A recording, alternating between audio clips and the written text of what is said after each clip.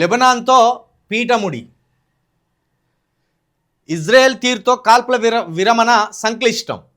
లెబనాన్పై దాడులు కాల్పుల విరమణ ఉల్లంఘనే. ఆ దేశంపై వెంటనే దాడులను నిలిపివేయాలి ఇరాన్. ఆపకుంటే సీజ్ ఫైర్ చర్చల్ని బహిష్కరిస్తామని హెచ్చరిక.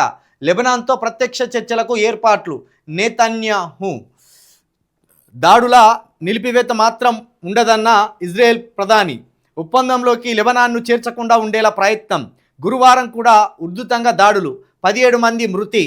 హెజ్బొల్లా చీఫ్ నయీం కసేం మేనల్లుడు మృతి.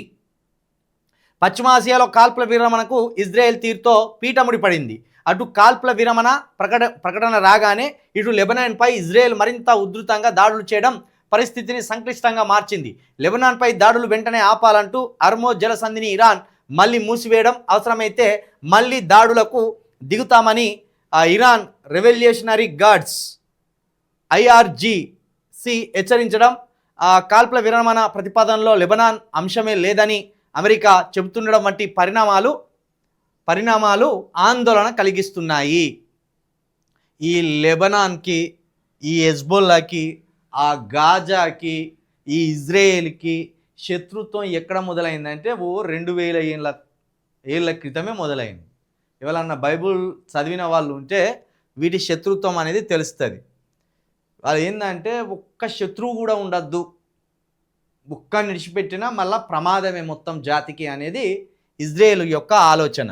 ఇది పైకి అంతా ఇరాన్కి అమెరికాకి యురేనియం శుద్ధి విషయంలో జరుగుతున్న యుద్ధంలాగా కనిపిస్తున్నా దీని ఆనవాళ్ళు, దీని పగ ప్రతీకారాలన్నీ కొన్ని వేల ఏండ్ల కిందటి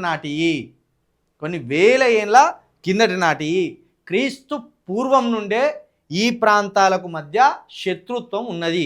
అది ఆధునీకరణ చెందుతూ ఆ శత్రుత్వం వస్తున్నది. అప్పుడున్న శత్రుత్వం రాచరికపరమైన శత్రుత్వం, జాతి వైరుధ్యమైన శత్రుత్వం. ఇప్పుడు ఆ శత్రుత్వం కొంత ఆధునీకరణ చెందింది. బాంబుల దాడుల కాడికి, యురేనియం శుద్ధి కాడికి, లేకపోతే ఇక్కడ హర్మోజ్ జలసంధి మూసివేత కాడికి, ఇక్కడికి పరిణామాలు చెందింది తప్పించి వీటికి సంబంధించిన ఆ పగ ప్రతీకారాలు అనేటివి క్రీస్తుకు పూర్వం నుండే ఈ ప్రాంతాలకు ముడిపడి ఉన్నది. లెబనాన్కి ఇజ్రాయేల్కి నిమిషం పడది. హెజ్బొల్లా తోటి కూడా అంతే, ఇక గాజా మీద కూడా అంతే. కాబట్టి ఇప్పుడు పరిస్థితులు చక్కబడుతున్నాయేమో అనే లోపే మళ్ళీ ఇజ్రాయేల్ లెబనాన్ మీద విరుచుకోబడ్డది. ఇప్పటిదాకా ఇరాన్కు, అమెరికాకు, ఇజ్రాయేల్కు మధ్య దాడులు అనుకుంటే మొత్తమే కొత్త టర్న్ తీసుకున్నది దాడులు. లెబనాన్ మీద విరుచుకపడితే ఇటు ఇరాన్ ఏమంటుంది, మన పంచాయతీ క్లియర్ చేసుకుందామంటే నువ్వు లెబనాన్ మీద దాడి చేస్తే మళ్ళీ నేను చర్చలకు రానని వానుకున్నది ఒకటి. ఏమన్నా అంటే కథ హర్మోజ్ జలసంధి ముత్తాను వాడు. కొట్టక తిట్టక మట్టలు వడిపెట్టడం అంటారు కదా మన సామెత తెలంగాణలో. వాడు కొట్టడు తిట్టడు కానీ మట్టలు వడబెడతారట. గట్ట వింది ఏమన్నా అంటే హర్మోజ్ జలసంధి ముత్తాను వాడు. విచిత్రం ఉన్నది వీడి కథే. పాపం నిన్ననే ఆ లెబనాన్లో 2200 మంది మృత్యువాత పడ్డారు. ఇప్పుడు ఏకంగా హెజ్బొల్లా చీఫ్ నయీం కసేం మేనల్లుడు కూడా ఇజ్రాయెల్ దాడుల్లో చనిపోయిండు. ఇక నిన్న 17 మంది చనిపోయింది. మరి ఇజ్రాయేలు కొంచెం ఆలోచించి, నేతాన్యు కొంత ఆలోచించి లెబనాన్ మీద దాడులు ఆపితే బాగుంటుంది. అంత తీవ్ర స్థాయిలో విరుచుకపడడం, చిన్న దేశమే అది లెబనాను, కానీ ఇక వాళ్ళకున్న శత్రుత్వం చాలా పెద్దది. ఇక బీరూట్పై ఇజ్రాయెల్ దాడిలో ధ్వంసమైన భవనాలు. ఏంది ఇక్కడ మనుషులు ఎట్లా ఆగమై ఉంటారు. శవాల దిబ్బలు. నిజంగా మన భారతదేశం ఎంత ప్రశాంతమైన దేశమే. కొంత బత్తాయి గాన్లతోటి అప్పుడప్పుడు మనకు పెద్ద తలనొప్పి, కానీ మిగతాది అంత మంచిదే. ఎందుకంటే ప్రపంచ దేశాలేమో ఇట్లా బాంబులు ఏమన్నా అంటే బాంబు ఎత్తాడు. కానీ మన భారతదేశంలో ఇన్ని వైరుధ్యాలున్నా, ఇన్ని విభేదాలున్నా, ఇన్ని అంతర్గత విభేదాలున్నా కూడా మన దేశం ప్రశాంతంగా ఉంటుంది. ఇక దీన్ని ఏమంటాడు, మోడీ వాళ్ళని ప్రశాంతంగా ఉన్నది అంటాడు. ఇజ్జత్ పోయింది మనది ప్రపంచం ముందు. ఈరోజు ఇజ్జత్ పోయింది మనది. ఇగో గిదిని వల్ల ఇజ్జతి పోయింది. ఒప్పందం కుదరకపోతే సర్వనాశనమే, ఎన్నడూ చూడని స్థాయిలో భారీ దాడులు, ట్రంప్ పశ్చిమాసియాలోనే బలగాలు, పూర్తి ఒప్పందం కుదిరే వరకు అక్కడేనని వ్యాఖ్య. ఇక ఒప్పందం కుదురుతుందా కుదరదా అనేది రేపు ఇస్లామాబాద్లో చర్చల తర్వాత తెలుస్తుంది. రేపు ఇస్లామాబాద్లో చర్చలు. అమెరికా తరపున జేడీ వాన్స్ బృందం, ఇరాన్ నుంచి పార్లమెంట్ స్పీకర్ గలీబఫ్, విదేశాంగ మంత్రి అగర్చి, మధ్యవర్తులుగా పాక్ ప్రధాని, army chief. Iran, America, Israel 3 దేశాలు మనకు ముఖ్యమైనయే. ఈ 3 దేశాలు కూడా భారతదేశానికి స్నేహపరమైన దేశాలే. కానీ ఇదే అమెరికాను వెనక చైనా, రష్యా ఉండి ముప్పు తిప్పలు పెట్టే ప్రయత్నం చేస్తాను. ఈ విధంగా పాకిస్తాన్ హస్తం కూడా ఉన్నది. చైనా ఉన్ను అటు రష్యా, ఆ 2 దేశాలకు సంబంధించిన అధినేతలు ఇరాన్కు గట్టిగా సహకరిస్తాను. అసలు దీంట్లో మన పాత్రే లేదు. యుద్ధం ఆపమని చెప్తలేడు మన ప్రధానమంత్రి గారు, చర్చలకు రాండ్రా అని చెప్తలేడు. ఈ దాడుల వల్ల ప్రపంచ ఆర్థిక వ్యవస్థ మొత్తం అతలకుతలం అవుతుందిరా అని చెప్తలేడు. నిమ్మకు నీరెత్తనట్టున్నాడు. ఇప్పుడు ప్రపంచ దేశాల ముందు ప్రధానమంత్రి నిస్సహాయతతోటి, నాయకత్వలేమితోటి భారతదేశం పరువే పోయింది.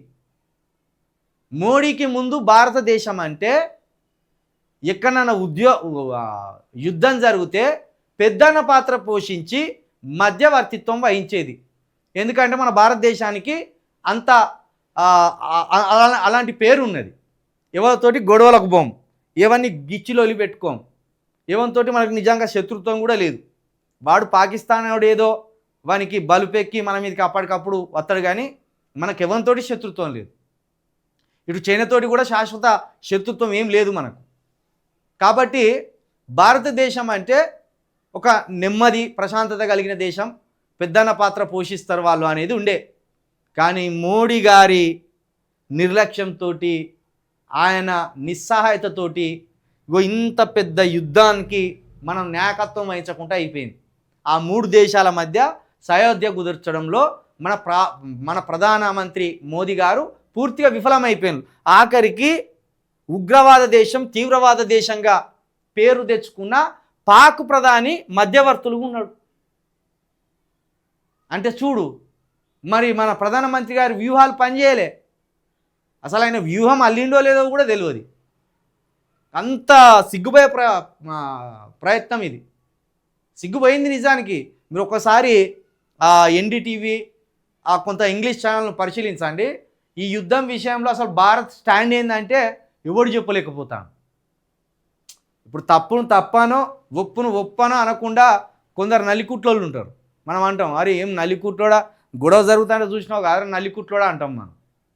ఇప్పుడు మనది నల్లికుట్ల పాత్ర అయిపోయింది.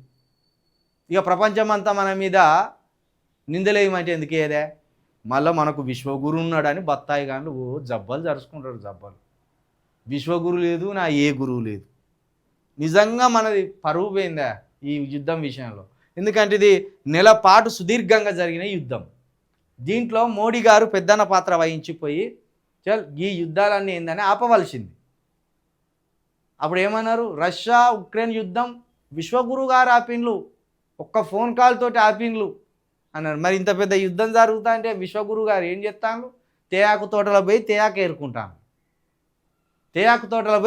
ఏరుకుంటాను. సీ మైండ్స్ జాగ్రత్త, హర్మోజ్ జలసంధిలో ప్రత్యామ్నాయ మార్గాలలో ప్రయాణించండి. ఒమాన్ తీరం వద్ద ప్రమాదకరం, మ్యాప్ను విడుదల చేసిన ఐఆర్జీసీ. సురక్షిత ప్రయాణానికి ఇరాన్తో సమన్వయం చేసుకోవాలని సూచన. గల్ఫ్కు కేంద్ర మంత్రులు, ఖతర్కు పూరి, యుఏఈకి జైశంకర్. గ్యాస్ కొరతపై దృష్టి, అక్కడ సరఫరా స్థితిపై ఆరా. మొత్తానికి మళ్ళీ గల్ఫ్ దేశాలకు పోయి చర్చలు జరపకపోతే భారతదేశంలోని ప్రజలకు కానీ భారతదేశ అవసరాలు కానీ తీరే పరిస్థితే కనబడతలేదు, తీరే అవకాశమే కనబడతలేవు. కానీ మన బత్తాయిలు ఏం చేస్తారు, శత్రువుగా చూస్తారు. ఇతర దేశాలను, ముఖ్యంగా క్రిస్టియన్ దేశాలను, ముస్లిం దేశాలను శత్రువుగా చూస్తారు. కానీ ఈరోజు గ్యాస్ మీద ఒక ముస్లిం కంట్రీ ఖతర్ కావచ్చు, ఒక యుఏఈ కావచ్చు, ఆ దేశాలే మనకు గ్యాస్కు అవసరం పడే దేశాలు. ఆ దేశాలకు మనం కేంద్ర మంత్రులను పంపి అక్కడ గ్యాస్ సరఫరా ఎట్లా ఉన్నది, కొరత ఉన్నదా, గ్యాస్ సరఫరా జరుగుతుందా తెలుసుకోరని మన కేంద్రం అక్కడికి జయశంకర్ గారిని ఇంకా కొంతమంది పూరి అనే కేంద్ర మంత్రులను అక్కడికి పంపింది. కాబట్టి ఇప్పటికైనా బత్తాయిలు మీ ఆలోచన మార్చుకోండి. మన దేశంలోనే 40 కోట్ల మంది ఉన్నారు. ఆ 40 కోట్ల మంది అవసరాలు తీరాలంటే ప్రపంచ దేశాలతోటి కలిసి ముందుకు సాగాలి మనం. అంతేగాని ఈ ఉన్మాదపు ధోరణి, ఈ ఉన్మాదపు ఆలోచనలు కలిగి ఉంటే ఎక్కడ వేసిన గొంగలి గక్కనే ఉంటుంది.